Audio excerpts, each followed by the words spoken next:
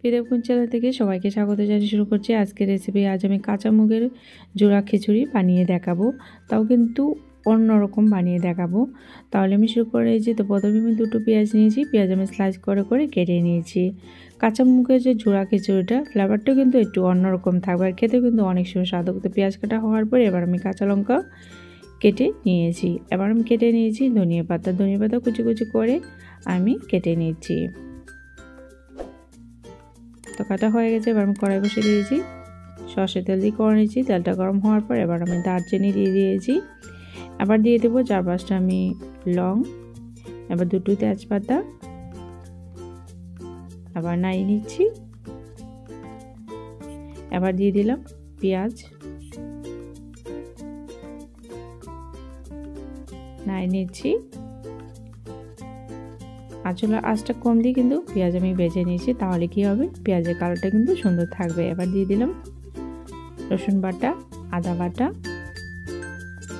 নাড়িয়ে নিচ্ছি। আমি অন্য মশলা কিন্তু অ্যাড করব না, শুধু আমি 1 চামচ গুঁড়ো হলুদই দিয়েছি।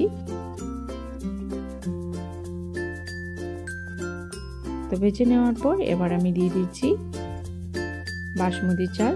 এটা আমি 1 ঘন্টা জলে ভিজিয়ে রেখেছিলাম। আমি যতটা চাল নিয়েছি ডাবল আমি এবার জল দিয়ে দিচ্ছি।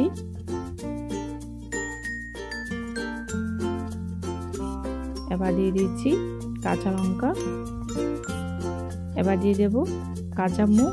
আমি যতটা চাল নিয়েছি এতটাই কিন্তু কাঁচা মুগ আমি দিয়েছি। আর এটা আমি জলে 7 থেকে 8 ঘন্টা ভিজিয়ে রেখে দিয়েছিলাম। পরিমাণ মতো নুন দিয়ে দিয়েছি। এবার দিয়ে দিলাম গরম মশলা। দেওয়ার পর আমি ঢাকনা দিয়ে ঢেকে রেখে দেব। চুলার আঁচটা অনেক কম দিয়ে ডালটা ভালোভাবে কিন্তু সিদ্ধ হয়ে গেছে।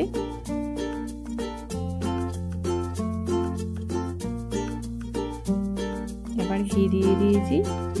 এবার দিয়ে দিলাম ধনিয়া পাতা। দেওয়ার পর আধা সেকেন্ডের মতন আবার ঢাকনা দিয়ে আমি রেখে দিচ্ছি। তো ঢাকনাটা আবার উঠিয়ে নিয়েছি। তো এবার আমি উঠিয়ে নেব। ভালো লাগলে একটা লাইক করবেন, শেয়ার করবেন, অবশ্যই আমার চ্যানেলটাকে সাবস্ক্রাইব করে নেবেন।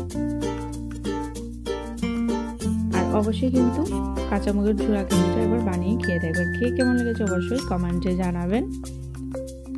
আর সব খিচুড়ি থেকে কিন্তু এই খিচুড়িটা কিন্তু ফ্লেভারটাও অন্যরকম থাকবে, আর খেতেও কিন্তু অনেক সুস্বাদু থাকবে। অবশ্যই আমার চ্যানেলটাকে সাবস্ক্রাইব